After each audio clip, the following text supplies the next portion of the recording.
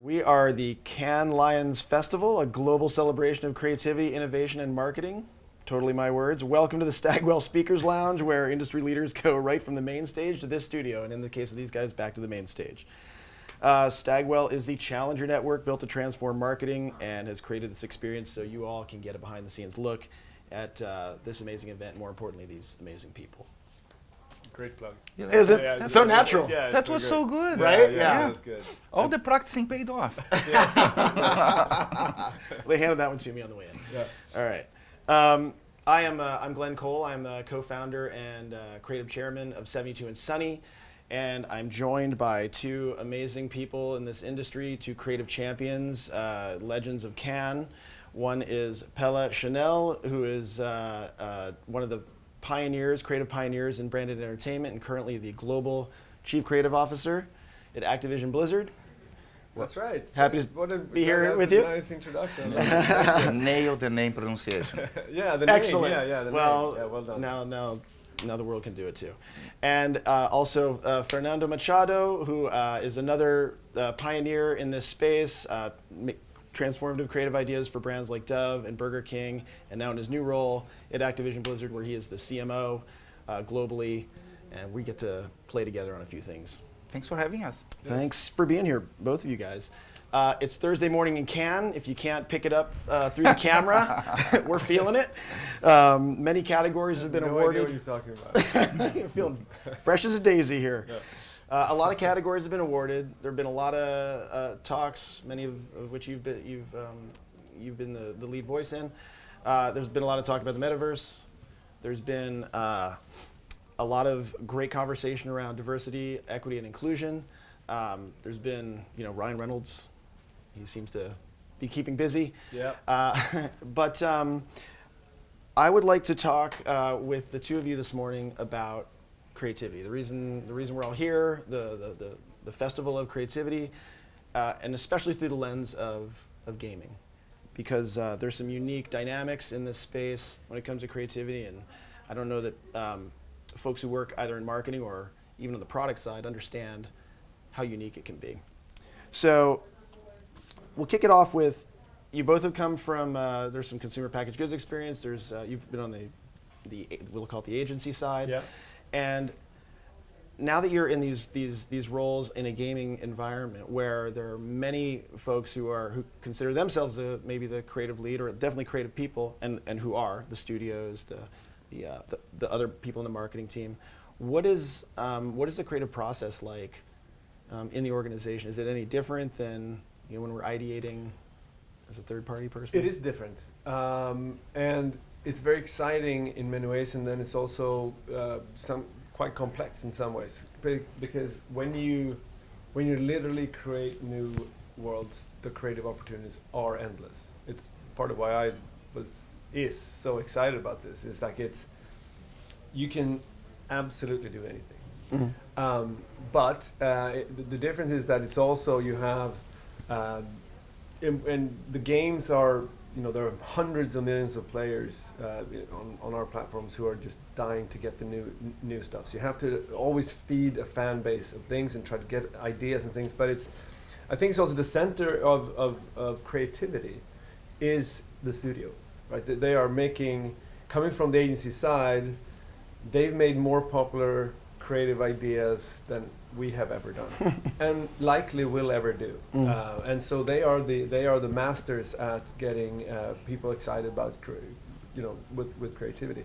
It's about bridging these two and being part of kind of where things are going, which I'm excited about. And I think it's the cutting edge of possibility now, which is exciting. What excites you, like inside the organization creatively? Look, I'm like a big fan of creativity in general, right? I mean, big ideas is what gets me excited. Big ideas and the people I work with. I was a gamer since I was a little kid.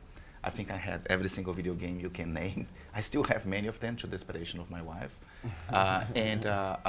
So to me, like working gaming, it was like a dream come true. I really wanted to have an experience that was like digital first, and I think it's very digital first by nature. And I think that the challenge that we have, as Pelle, I think nailed on the answer, is like how can we Thank build you. credibility? How can we build credibility to the studio team, with the product team, work in collaboration close together to them to make the game shine.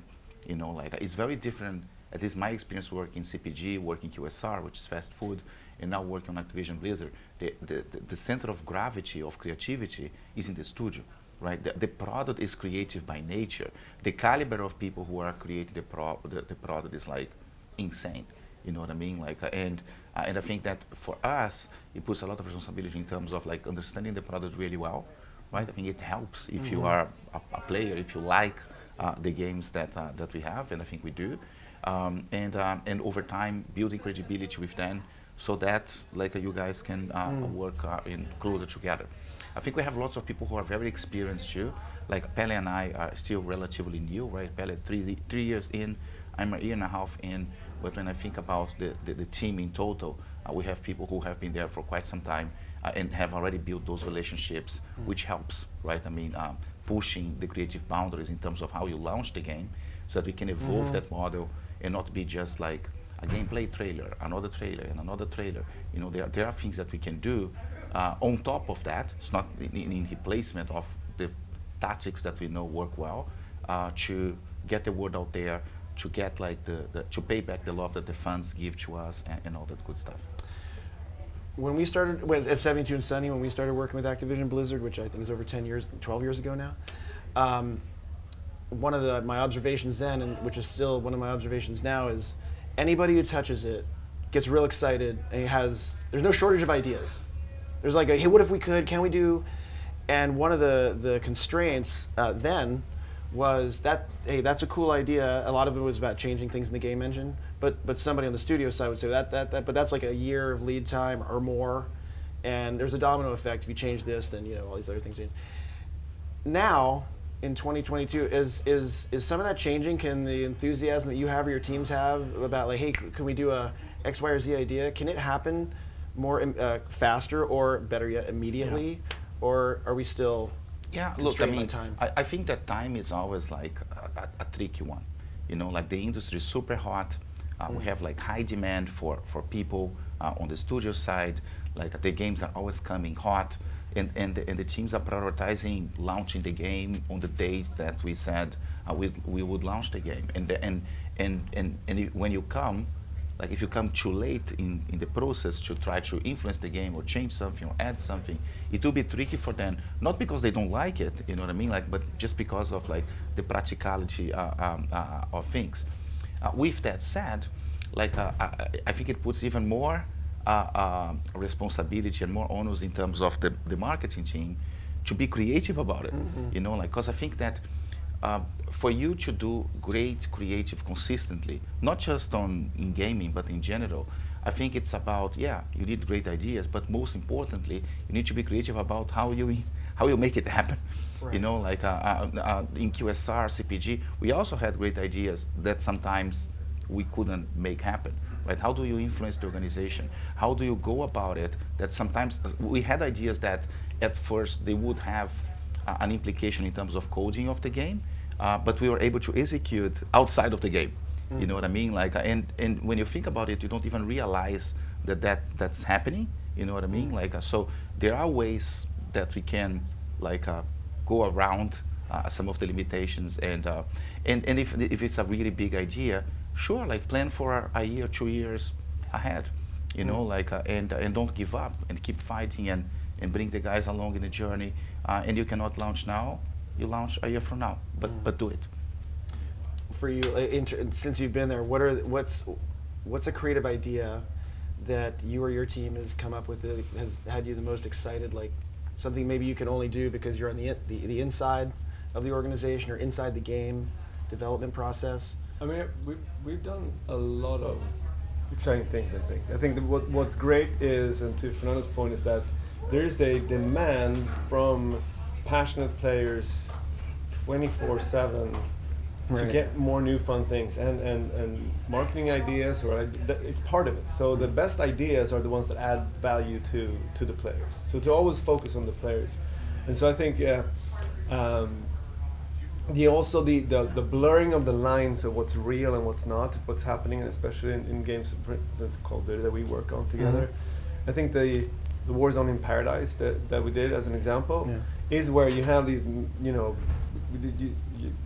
traveling, influencers around the world who you think are in exotic places, but it turns out that this is an island, right? And we kind of augmented reality with it, but in the feeds of this, right? So the ideas, and that makes the players think this is fun. Like this is, you follow this influencers, and then all of a sudden it's like that's the game we're talking about. So I think that the blurring of the lines of what's real and what's not real, that can be within the game, it can be outside of the game, but it makes it always adds a smile because it has it's fantasy. We're talking about fantasy. Yeah. Everything in the game is what if, right? What if I could do that? What if I could do Yeah, like Warzone in Paradise to me is an idea that didn't require us to get into the game, right? I mean, so for the folks that don't know what the idea was, we noticed that many of our players, of our fans, they obviously follow travel influencers online, and so instead of like tapping on what we always do, and we did again this time,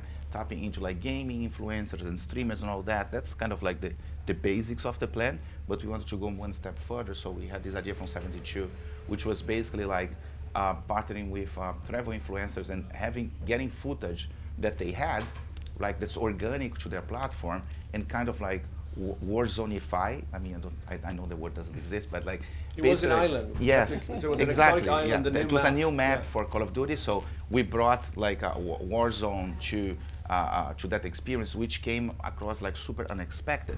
Because if you're on their feed and the video starts, it starts pretty much like the other videos because it was like the other videos. It was shot by the influencer, him or herself, and then you get surprised by Call of Duty being part of that environment. We also did ideas that had like a link to in the game, right? I mean, again, I don't know if the folks like that are watching, if they play Call of Duty, but we have Call of Duty Warzone, right, which is our battle royale. We have a premium game that we tend to launch like every year. We were coming up last year with the new premium, and then we leverage Warzone. We leverage one of the key moments of Warzone, which is when you win. When you win, a chopper comes and picks you up, right? So it's a massive moment. And lots of people watching, because after you die on Warzone, people can still watch. And then when the person was like about to go on the chopper, the person got shot, and then we reveal a new character of the new premium game that no one has seen, like teasing. But to do that, and by the way, we did like once every 100 games to really mess up with people, so they didn't know what was happening. But to do that, which was an idea from Ingo, right? We had to work with the studio, right? Because it had to be embedded in the ending of Warzone. So there are different types of ideas, and I think that our industry is evolving so much, and we know that Activision has been so successful doing things a certain way. So we need to respect that and continue to improve and do better. But we also need to find room to experiment and do things differently. Right. So that's why I like Warzone in Paradise so much. That's why I like the Mystery Sniper, which was the other idea, so much, because they are different than things that we've done before. They are different than what like other gaming companies are doing today. Both of you guys kind of touched on how the game itself also, or the platform. Actually, you said there is no platform. The internet. there's no boundary between the game and every other social platform. But do you have any like when you're guiding creative people, you have creative mantras sometimes for Steph? Do you have any creative mantras that you guys are known for internally when you're driving work? Oh God! Well, I know I didn't prepare you for that one. What's a Pelleism? What's a Ferrism inside the game? I have a poster that the Burger King team gave me when I left with all my Ferrisms. Like, but are there Ferrisms that are more apropos to being in a gaming creative there space than many marketing? that are similar, but some got exacerbated by the environment, right? I mean, because people see the work when it's ready. They see the case study, they see people picking up the lie on stage, they see the business results, and they think it's easy, but it isn't. Yeah. You know, like if it were easy, everyone would be doing like great work all the time. Like not even we do great work all the time, you know what I mean? Like it's super hard. And one of the things that's the hardest, in my view, everywhere, but I think in gaming, because the center of gravity is not in marketing, let's say, is is to convince people to do what you think is right, you know. And so I get a lot of like people from the team coming and saying like, man, it's so hard, you know. I mean, like I don't think we'll be able to make it. Like it's so hard. I cannot convince. I cannot find the budget. I cannot. We all have like all sorts of limitations. And one thing that I always say is like, well, if it were easy, someone else would have done it already. Yeah. Right. I mean, so I say that a lot. I'm like Pelle and I mean, Brazilian, Swedish, different cultures, but I think that we are both hopeless optimistic Yes. about things. So I always we might believe share that we'll value in we'll- common. Yes, we'll find a way. You know what I mean? Like I have on my desk, like at home, like I have everything will be fine in the end. If it's not fine now, it's not the end.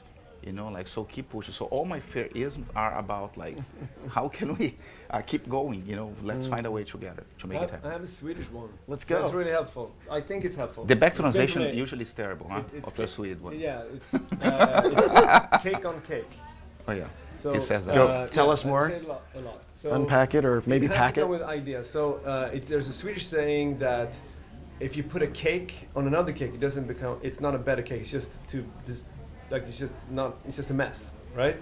So when it comes to ideas, all creative teams and us ourselves have a tendency to just overdo it with another layer on an idea of things. So simplicity always wins. So now it's design. You know, when you look at the Stagwell logo that's over there, it isn't cake on cake because we have like there's similar like it's one, Right. but we have logo. But you could have like, oh, I'm gonna mess a little bit with the E too, and I'm gonna have a little fun with this, right?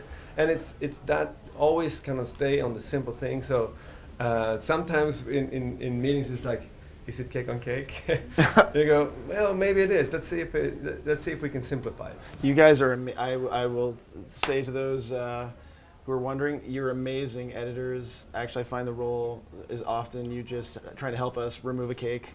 Yeah, no, And instead Sometimes of we add a layer too. yeah, maybe some icing, a little too much icing. a candle on top. Maybe, yeah, something that's kind of looks weird, but all right, But that's it's kind of someone's interesting. birthday. It doesn't matter.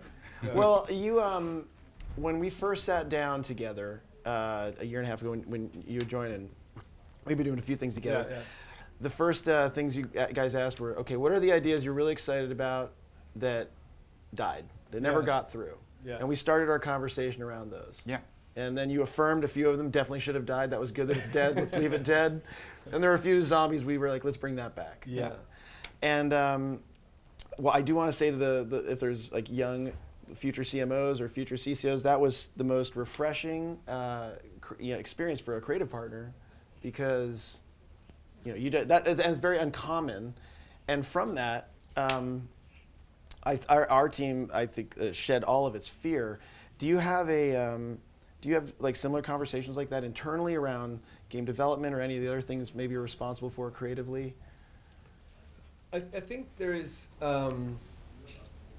It's funny how ideas, like you said, in entertainment specifically, I think, is that there is no shortage of ideas. Like I'm sure you've been in LA for a long time. Like there's a script here and there, you think like, oh, I have this idea for a movie. Like it's already been written. Everybody's done it. It's Yeah. about making it happen, and it's about so there could have been things in the ideas that you had that you were believed in, that or everyone believed in, but didn't work at that time. And so ideas are also they're time specific, or like the opportunity is to unlock that to see what it is. Fernando is a master at this. He's I agree. Of being annoying and getting incredibly annoying, Yeah. yes. But the pragmatism on finding a way to see how it can work is not about, and I think it's a big sometimes misconception about our jobs, is that it's either about like just selecting an idea or like that. It's creative direction is directing it, is getting it to a place where it can be as great as it can be, but also that it is at all. Before that, it kind of isn't an idea unless it's real. And I think we have a tendency also in the industry to look at ideas and go, we have to have a new one. We have to have like new stuff, right? But some of them are worth bringing back. Thinking about maybe this is the time. Maybe now it works. Maybe you connect dots and things. So it's two types of jobs. Like it's part of it is seeing the potential, but then creating it. And I think that's a big. I'm learning a lot about that. I try, like, but like I don't give up, on stuff. And I may lose a battle, but on my head I haven't lost the war, and I will wait, and I will find another occasion to try to, or adjustment, or learn something. Like Burger King example, Moji Whopper took like 4 or 5 years for us to do. Not because I had to convince people or this or that, but we couldn't find the right angle. Like when you see the final product, it looks obvious, but it isn't until you strip out all the layers of the cake, which sounds easy, but it isn't either. Our tendency is to complicate things. Cake came back there. What's that? The cake came back. Yeah. What is the cow thing? The cow with water, the cow on the... Oh, there's no cows on the ice? Yeah, what is that again? Is this a Swedish? Is It's that Yeah. a Swedish thing? It's like there's nothing to worry about yet, because there are no cows on the ice. Sweden's awesome. Yeah. We should all aspire to be slightly more Swedish, or very much more Swedish. Do you? Are there, when you're looking at partners or at staff, is there an orientation you look for that when you're inside a gaming community or a game development environment that's different from being in maybe an agency environment or being a marketing group environment? Skill sets. You'd mentioned hopeless optimism, so I assume that might be a bit of a filter, because you have to iterate a lot. I like to work with people that I enjoy spending time with. I think life is too short for not to be the case. You know what I mean? Like, so I always push or try my best to bring people that when they come to the room, it lifts up the room with energy. Like that they can engage in a nice way, that they listen. Like that. But that's kind of like the basics. I think and I think that my answer goes with like a big grain of salt, which is I think we need more diversity in terms of talent, not just on ethnicities, gender, age, and all that, but on the way of thinking. But because of my background, coming from CPG, coming from QSR. Like I did do a lot of digital stuff, digital transformation and all that, but I never worked in entertainment, and I never worked in something that was digital first, like Activision, Blizzard, and King. So I try to find talent that will complement my skills, my experiences, and that will bring the right vibe that I want to have for the team. So, and when I was on my past job, it was actually harder to. So when I was in QSR, I was hiring lots of people from CPG, because CPG I think is a really good marketing school. Now that I'm on Activision Blizzard, I need some people from entertainment, from digital, from the Spotify's, Netflix, like, you know what I mean? Like, because I don't have that myself. So it helps to complement my skills and the skills of the team in total. How about you? Your eyes, Pelle, you're very good to my eye of thinking in 3D, 4D, the how an idea can work in shapes and forms. How do you look at talent and what you? Yeah, how you evaluate? I think that I always try to not hire for a role. This is a classic thing. Maybe it's not something I came up with, but try to like when I hire someone, it's not to say like I want you to come and do this thing that we need help with. It's like we need you to come and show us what we should do. And there's like always to try to find, and that is different, looking for different talent. It is all the things about diversity is there, all the things that are like we can go new places instead of thinking where we were when we needed that person or that slot. If we hire for that, we stay there. So I think that's one thing.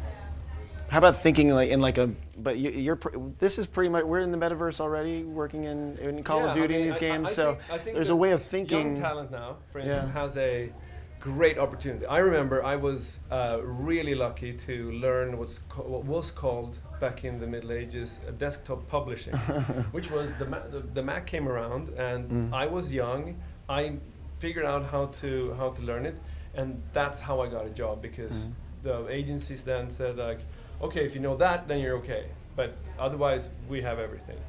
I think that we need the young generation to show us what can be done in gaming, because that's their world. They need new technical skills, or ideating skills. That's another ideating skills, because I think that's another thing. What happened with the digitization of marketing when it happened, there was such a big misunderstanding. Like, okay, now it felt like, and I tried to explain that then. I was like, listen, guys, we don't need to know how to build. We were all thinking we need to get good at coding. Yeah, in 2009, we were all like, all right, take Hyper Island class and really get good at coding. About being, being old. About like, I'm not getting this new thing. And it was not like to make a television spot. You don't need to have to build a television set. You need to understand what it's like to see it. You need to be the audience of it. You need to be it's empathy. It's understanding what is the receiving end of it, right? And now it's the same thing. You don't have to know how to build a game. You have to know what it's like to play a game, or want to play a game. It's not about having to. Obviously, to build a game, we need a lot. We have amazing talent to do that. But to understand it when it comes to marketing, it's about that, to be it, understand it, and see it. So that's why I think it's also there are popular times for certain industries. When I grew up, it was cool to be in advertising. And then when you started hiring, it became a problem, because I tried to see who just wanted to be in advertising, or who was really interested in advertising, who wants to make advertising. We're two different people. And it actually made our industry a bit bad at times, because you just want to be, because it was so public. Same thing can happen now with gaming. It's very popular. Try to find those who are there, who wants to come because they're really passionate about creating the new, as opposed to being in the new. And I think that's it's like a mindset I try to look for, is to see like how interested are you? I think that's. I think we definitely subscribe to creativity as a mindset. I think that is probably I think that's something that's a thread between the two of you and the. How do you do it? Can that I isn't. You know? I really don't personally give much of a damn about portfolios or books or any of that stuff. You want to see they're capable, but to me that's a table stakes thing, and I'm much more interested in evaluating somebody's creative mindset. Yeah. And so the interview process, the talking about ideas together, I get much more value out of that than not. Hey, do we have time for one more question? Okay. Well, I think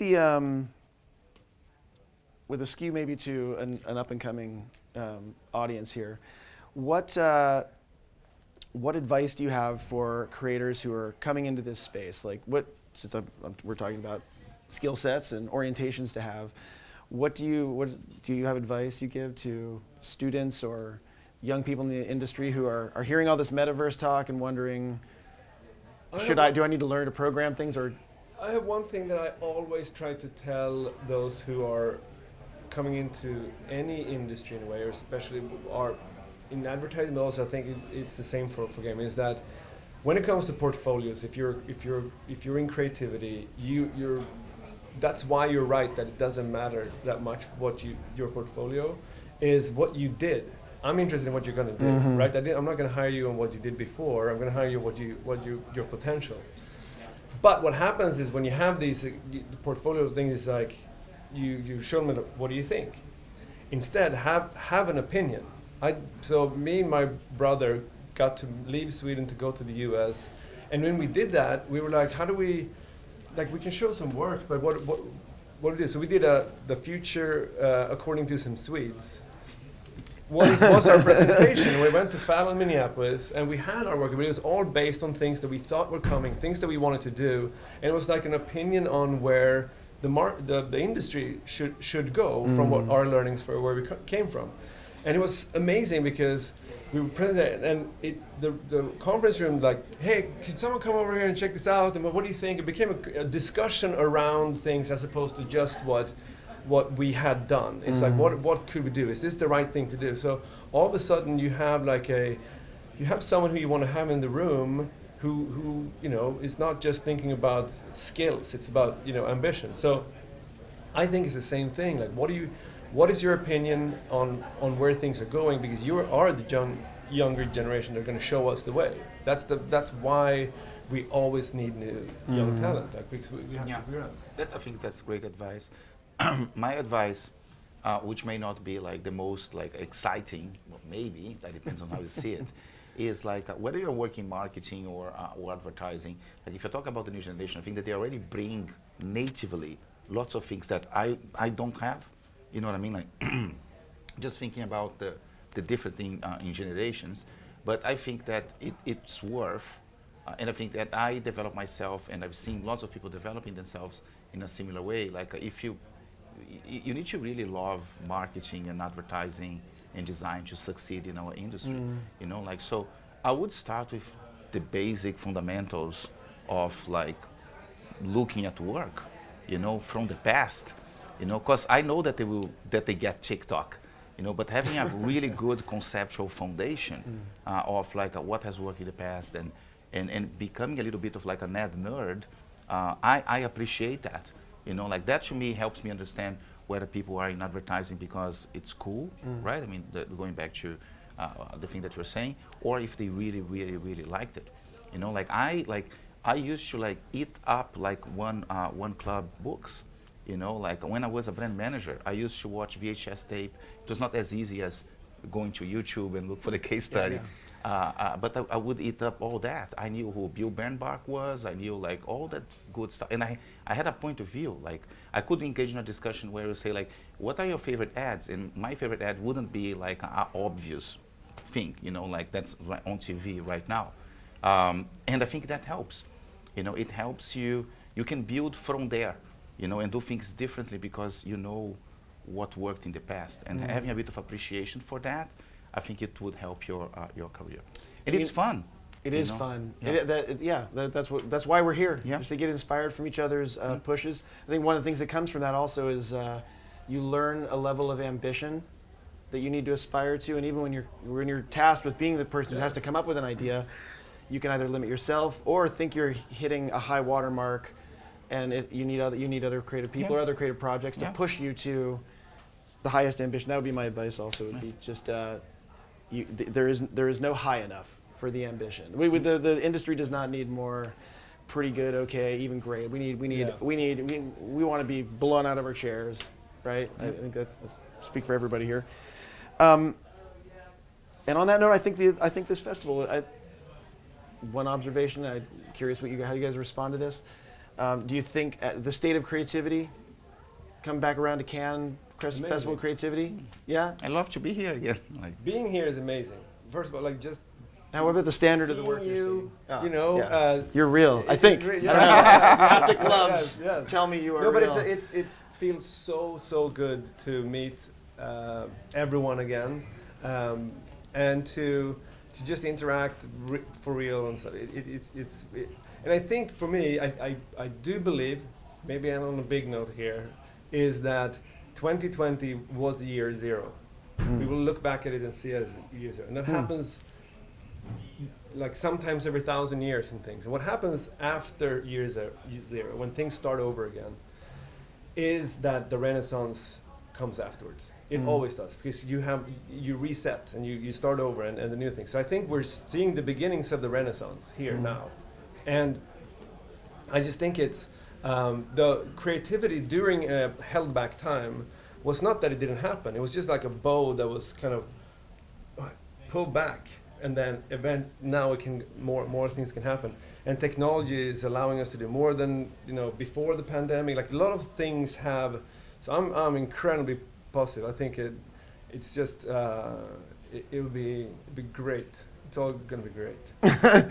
Cows aren't on the ice yet. No cows yet. No, they are like in the sun, like outside. But like, look, I cannot say that I was hopeless, optimistic, and say something negative, right? To me, I find it really funny and a bit weird that sometimes people are like, oh, this year we are awarding things that are not as good as last year, or 5 years ago, or this or that. They're always comparing to the past.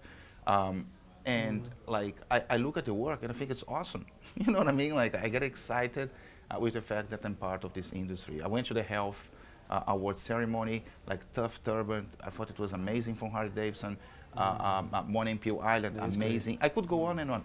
This was amazing, this was amazing, this was amazing. And I'm looking at work in my category and outside of the category that I'm in, because I think that ideas transcend, and and by seeing work that's different and unique, that maybe in health, which has nothing to do necessarily with what I have to do this year, it opens doors on my mind in terms of what can be possible. So I love being here. I think that every year is equal or better than the year before, and hopefully, it's on us, right? I mean, to keep pushing the boundaries. I want to thank you both, not just for being in this semi-humid cube for this morning, very humid cube this morning, but I want to thank you for being creative champions in your respective ways. You're, I think, universally regarded as creative champions, both on the marketing side and the creative side have trailblazed. And I'm saying that thank you personally, because you guys push me. Hey, I think I'm speaking for a lot of people watching here who appreciate that. I'm glad they got a window into how you see things, and some Swedish the proverbs. I don't know. Yes. They're definitely going to stick with me. But thank you. Thank you. It was a pleasure. And my very elegant outro. Thank Party you. Notes. Yes. Party notes. Thank you for joining us in the Stagwell Speakers Lounge. Please follow along with all of our CAN activities on our LinkedIn page. That's Stagwell's LinkedIn page, and at stagwellglobal.com. There you go. Good job. I feel super corpo, but we're good. No, it was good. It's great. Thank you all. Thank you guys.